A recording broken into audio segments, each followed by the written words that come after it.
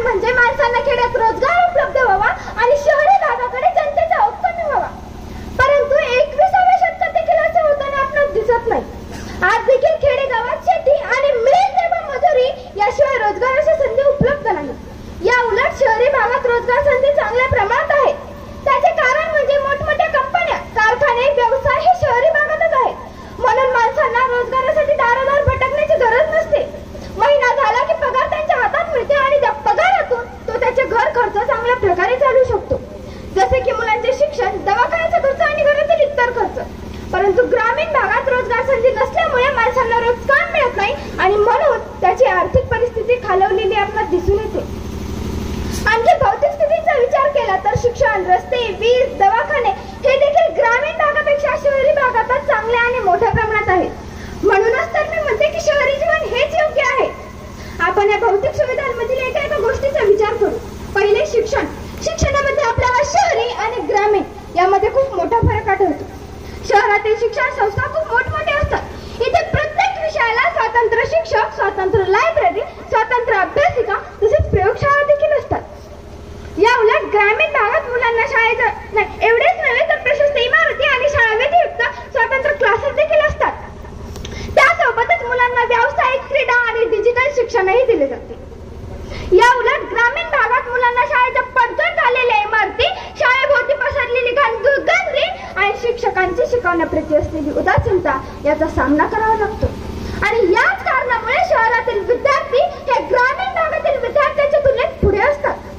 आणि याही पुढे जाऊन सांगते, आज कोणत्या ग्रामीण भागात शिकवणाऱ्या शिक्षकांची मुले त्यांच्याच शाळेत शिकतात नाही ना.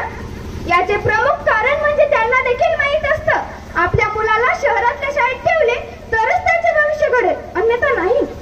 म्हणूनच तर मी म्हणते की शहरी जीवन हेच योग्य आहे. दुसरी भौतिक गोष्ट म्हणजे वैद्यकीय सुविधा. मला सांगा, या महाराष्ट्रात कोणत्या ग्रामीण ठिकाणी MBBS आणि MD डॉक्टर आहे? नाही ना. प्रत्येक मोठा डॉक्टर, प्रत्येक मोठा दवाखाना हा आपल्याला शहरातच पाहायला मिळतो. एखादा मोठा आजार असेल तर आपल्याला त्या पेशंटला घेऊन शहरातच जावे लागते. तिथे त्याला योग्य उपचार व योग्य सुविधा मिळतात. म्हणूनच तर मी म्हणते की शहरी जीवन हेच योग्य आहे, कारण इथे अचानक उद्भवलेल्या वैद्यकीय परिस्थितीत धावधाव करण्याची गरज पडत नाही. तिसरी भौतिक सुविधा म्हणजे रस्ते. शहरात मोठमोठे रस्ते असतात, मोठमोठे हायवे रस्ते असतात. या उलट ग्रामीण भागात रस्त्यावर मोठमोठे खड्डे असतात. मला तर कळतच नाहीये, रस्त्यावर खड्डे आहेत की खड्ड्यात रस्ते आहेत. एवढी बिकट परिस्थिती आज या ग्रामीण भागाची झालेली आपल्याला पाहायला मिळते. शहरी आणि ग्रामीण भागातील चौथा मोठा फरक म्हणजेच वीज. आजच्या युगात मानवाच्या मूलभूत गरजा म्हणजे अन्न, वस्त्र, निवारा यासोबतच वीज आणि विजेवर चालणारी उपकरणे यांचा देखील आपल्याला समावेश करावा लागणार आहे. हीच वीज शहरी भागात 24 तास असते तर ग्रामीण भागात 24 तासात कधीमधी आणि कधीतरी.